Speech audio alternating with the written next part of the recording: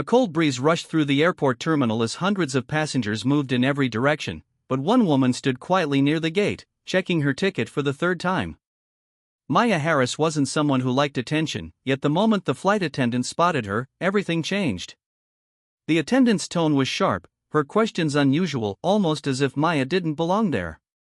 People nearby slowed down, sensing tension building in the air. Maya tried to stay calm, but the way she was being singled out felt unfair, even personal. Still, Maya answered politely, hoping the situation would end quickly. But with every question, the crowd grew more confused, and the attendant more insistent. Why was she being treated differently? Why was she being asked things no one else was questioned about? And most importantly, why did the attendant seem nervous herself? What no one knew was that Maya wasn't an ordinary passenger. She carried a responsibility far bigger than any flight on the board. And just one phone call from her could change the entire schedule of the airport. Suddenly, her phone buzzed. She looked at the screen, then back at the attendant, her expression shifting. Moments later, 47 planes were about to be grounded, but no one knew why. Maya kept her phone in her hand, her fingers tightening around it as the terminal screens flickered with sudden flight delays. Passengers started whispering, confused and annoyed, but Maya barely heard them. Her mind was running through everything that led her here, the warning she received that morning, the message urging her to stay alert, and the strange sense that someone had been watching her since she arrived at the airport. She wasn't here to cause trouble, yet trouble seemed to be waiting for her. The flight attendant, now visibly uneasy, kept glancing at Maya as if trying to piece together who she really was. She hadn't expected her questioning to spiral into something bigger. She certainly didn't expect airport operations to shift within minutes. But Maya's presence wasn't random, and the attendant had touched a nerve she didn't understand. Maya took a slow breath, reminding herself why she was traveling. She worked with a special aviation safety unit, the kind of team people only heard about when something went wrong. Her job required discretion, quick decisions, and absolute calm. And today, something felt off, something beyond a rude interaction or a misunderstanding. She scanned the terminal carefully, noticing faces she hadn't seen before, people watching too closely, moving too quietly. Whatever was happening, it wasn't about one seat or one passenger. It was much bigger, and it wasn't over yet. Maya moved toward an empty row of seats, hoping to get a clearer view of the terminal. The crowd looked normal at first, families waiting, business travelers typing non-stop, tourists snapping photos, but a few faces didn't fit the usual airport rhythm. One man pretended to read a newspaper, but his eyes kept drifting toward her.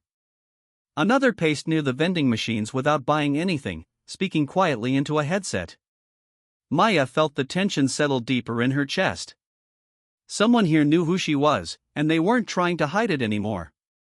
The flight attendant stepped aside, whispering urgently to a supervisor, both of them glancing toward Maya. She could tell they were trying to understand why the airport had suddenly shifted into emergency mode. Nothing about this felt routine, and every second seemed to stretch longer. Meanwhile, Maya's thoughts drifted to the message she received earlier from her partner in the aviation safety unit. There had been chatter, unconfirmed threats, unusual movements near cargo zones, and a hidden risk no one could yet identify. Her trip today wasn't part of the plan, but fate had placed her right in the middle of it. The terminal speakers chimed again, announcing more delays. Passengers grew restless, unaware that the danger wasn't outside the airport, it might already be walking among them. And Maya knew she had only moments to figure out who was behind it before the situation escalated even further. Maya rose slowly from her seat, pretending to stretch as her eyes followed the man with the newspaper. He had shifted positions again, this time standing just close enough to watch her without being obvious. The airport lights above flickered once more, and Maya felt her pulse quicken. Whatever was happening was moving faster than she expected. Her team hadn't sent any updates, which only meant one thing: they were either overwhelmed or trying not to expose their communication channel. The flight attendant who questioned her earlier approached the supervisor again, both speaking in hushed, tense voices. Maya noticed the attendant's expression had changed. It wasn't annoyance anymore, it was fear. She glanced at Maya as if realizing she had misjudged someone who might be far more important than she assumed.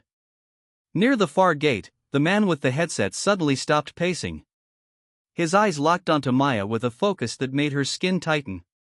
He whispered something quickly, then began walking toward her, steady, deliberate, unhurried. At the same moment, the terminal speakers chimed again, but this time the announcement cut off halfway, replaced by static.